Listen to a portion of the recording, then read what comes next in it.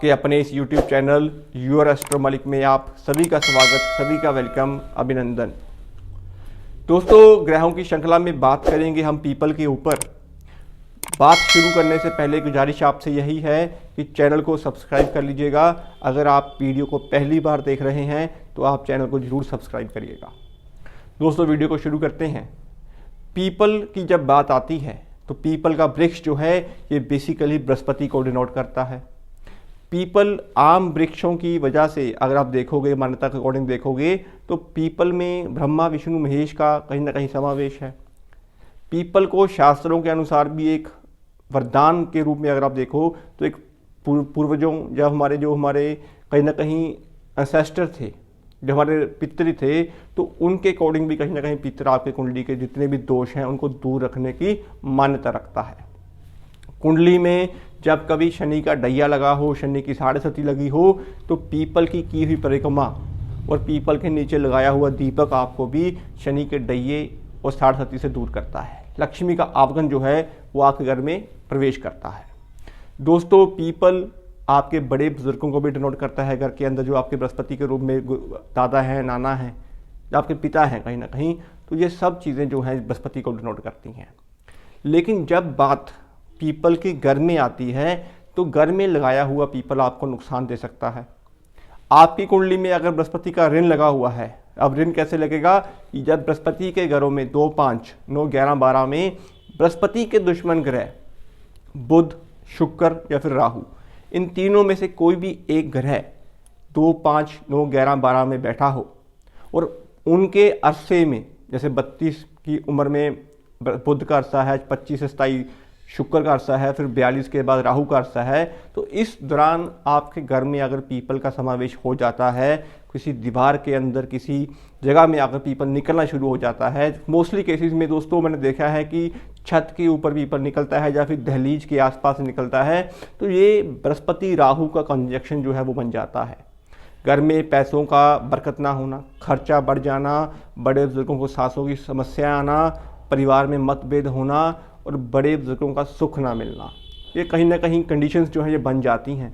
घर का गोल्ड बिक जाना, ये सब चीज़ें जो है बृहस्पति का नाश होना तय बन जाता है। कुंडली में भी जब बृहस्पति राहु से पीड़ित होंगे तो राहु क्या है, राहु कुंडली का 12वां भाव है।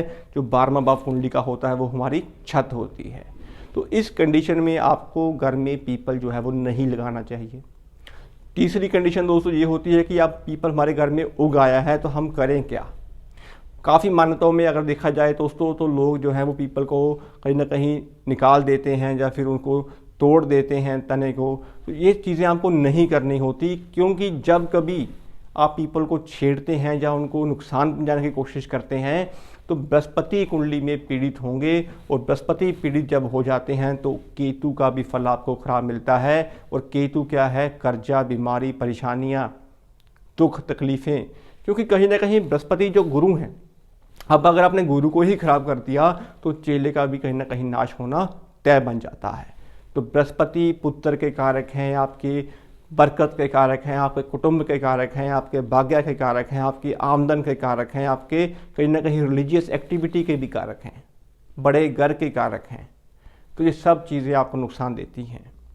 मोस्टली केसेस में जब शनि का डैया लगा होता है, जब शनि की साढ़े सती लगी होती है, तो मैंने देखा है इस कंडीशन में कि घर में पीपल ऑटोमेटिकली जो है वो निकल आता है और आप उसे निकाल देते हो या फिर उसे आप तोड़ देते हो तने को, तो वो तकलीफ़ें आपकी और बढ़ जाती हैं। गलती से हो चाहे अनजाने से हो, तो आपको उन चीज़ों का परहेज ही करना ज़्यादा ज़रूरी होता है, या किसी इंसान से पूछ लेना जो इसकी समझ रखता हो, तो उससे भी कहीं ना कहीं नुकसान आपके कम होते हैं। दोस्तों, अब बात करेंगे कि पीपल घर में उगाया है तो क्या करें।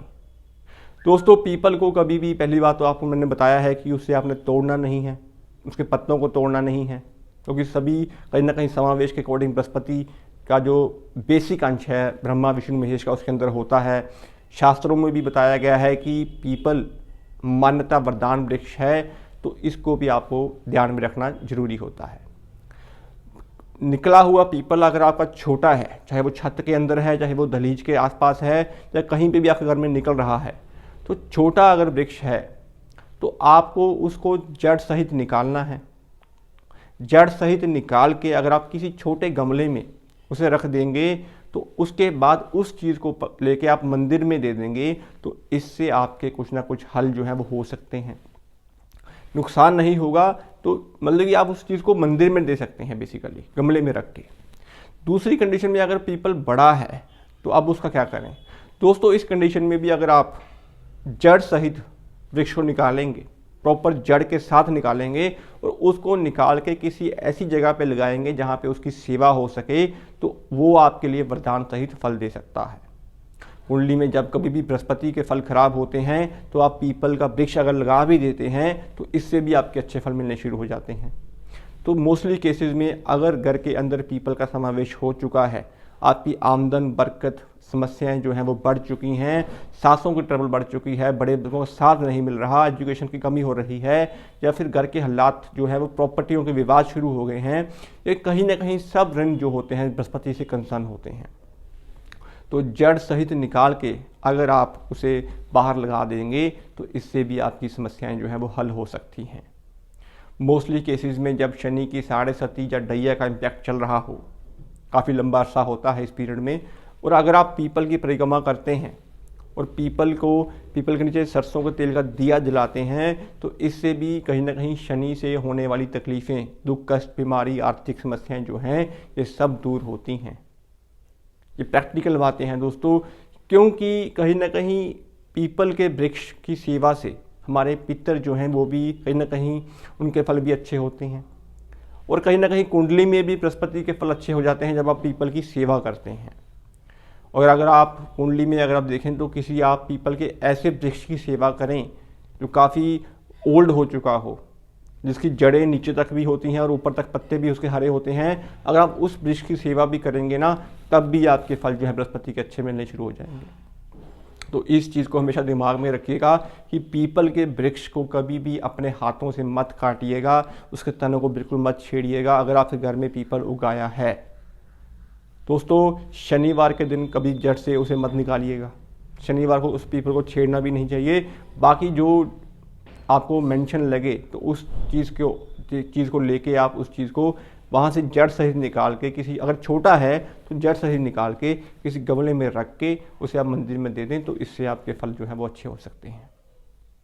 तो दोस्तों उम्मीद करता हूँ आपको ये वीडियो अच्छी लगी होगी।